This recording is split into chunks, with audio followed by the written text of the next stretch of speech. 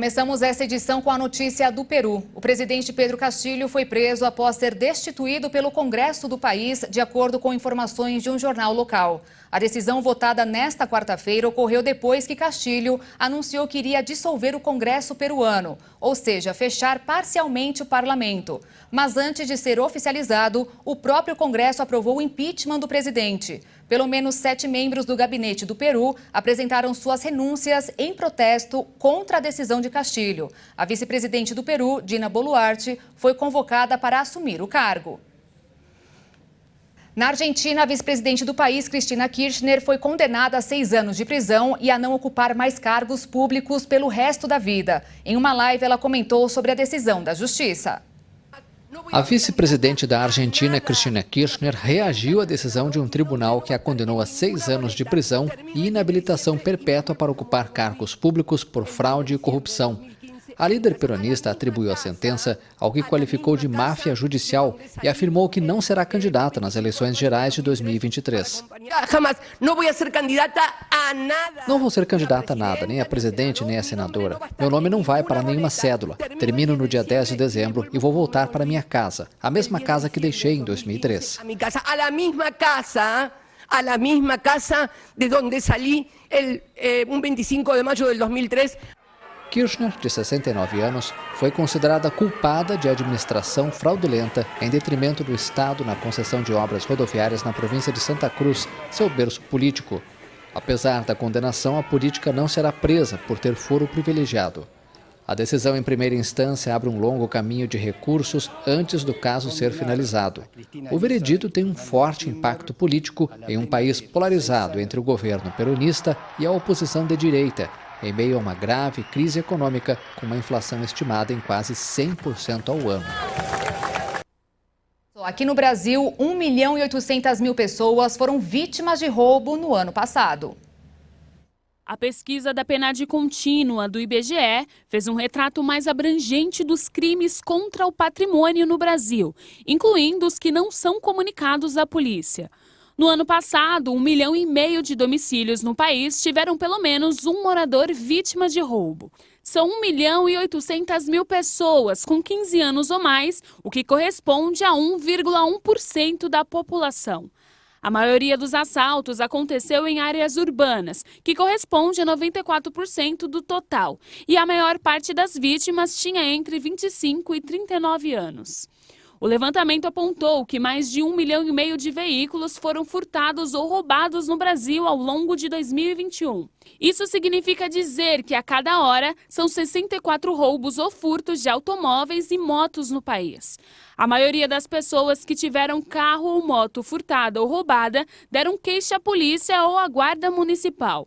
Entre os poucos que preferiram não registrar a ocorrência, as principais alegações foram faltas de provas e medo de represárias. A alta de furtos e roubos de veículos de 2 rodas, incluindo bicicletas, tem causado prejuízos às seguradoras e dificultado o fechamento de novos contratos para oferta de proteção financeira contra esses tipos de crime. E entre os objetos subtraídos com a maior frequência, o celular é o mais citado em todos os casos de roubos e furtos dentro e fora de casa.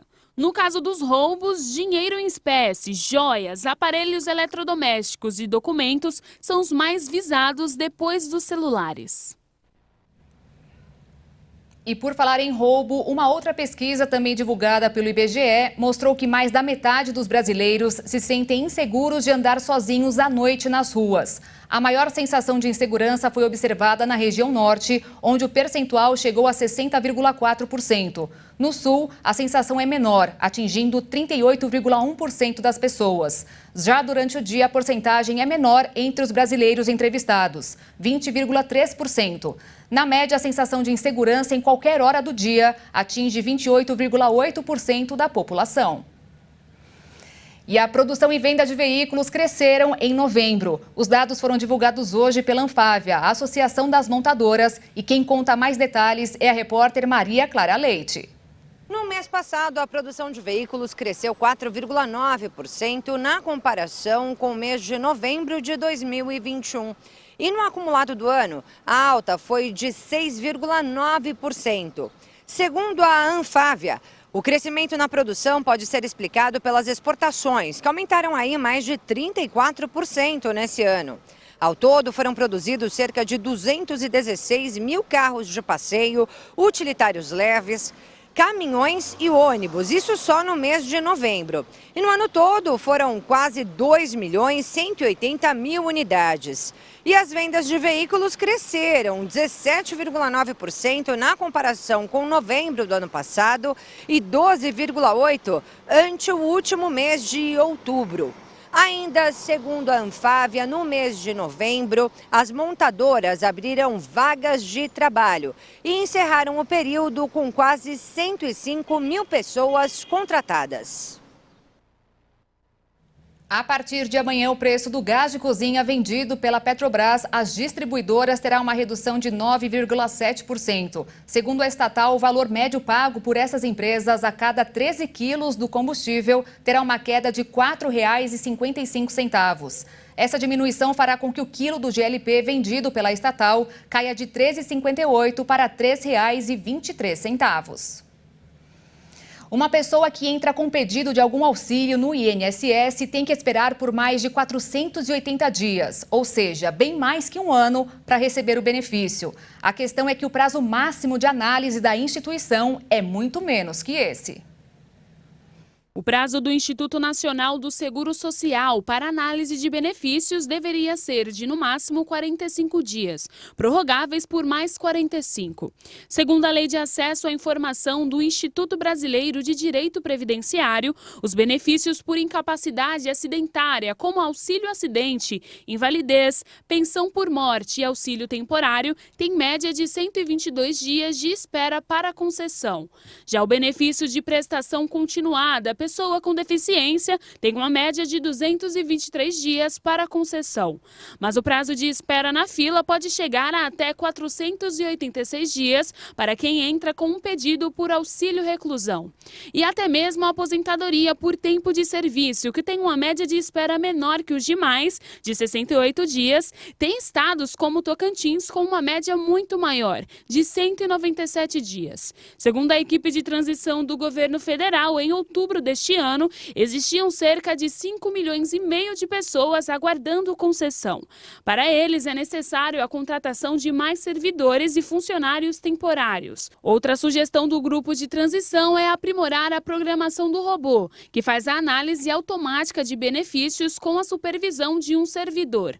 A equipe estima que vai ser necessária uma força-tarefa para a completa normalização do funcionamento.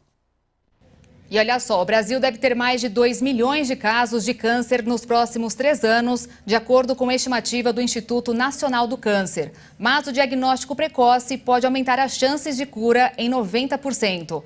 Aliás, uma descoberta recente pode ajudar e muito no tratamento. Através de exames simples, é possível detectar 15 tipos da doença. Uma simples análise de amostras de urina e sangue podem detectar a presença de 14 tipos de câncer, mesmo em estágios iniciais, de acordo com o estudo. A descoberta é um importante passo de evolução, já que a detecção precoce por meio de um único teste ajudaria a reduzir a mortalidade pela doença, que geralmente está associada ao diagnóstico em estágio avançado. O estudo examinou um tipo de polissacarídeos presentes na urina e no plasma e descobriu que eles poderiam servir para apontar a presença de câncer, inclusive no estágio 1 da doença. A análise também permite prever a localização dos tumores com uma precisão de 89%. Apesar disso, algumas limitações foram encontradas, como uma sensibilidade de apenas 10% na detecção de câncer em estágio inicial e a impossibilidade de detectar tipos específicos da doença, como tumores no cérebro, no sistema reprodutivo ou urinário. A Unicef começou hoje uma busca ativa por crianças menores de 5 anos que não foram vacinadas no norte e nordeste brasileiros contra muitas doenças. A entidade fará o trabalho por meio de uma plataforma online. A Unicef afirmou que decidiu realizar a ação após a constatação de que o Brasil enfrenta queda sustentada em todas as coberturas vacinais desde 2015. Isso coloca o país em situação de alto risco para várias doenças, como, por exemplo, o sarampo e a poliomielite, que voltou a ser uma ameaça depois de 33 anos sem um único caso. A instituição vai realizar uma busca ativa nas famílias e, para isso, emprega uma metodologia que tem como base uma plataforma online. Também serão oferecidos cursos de capacitação gratuitos para as famílias. A ação acontecerá em mais de 2.000 municípios no Norte e no Nordeste.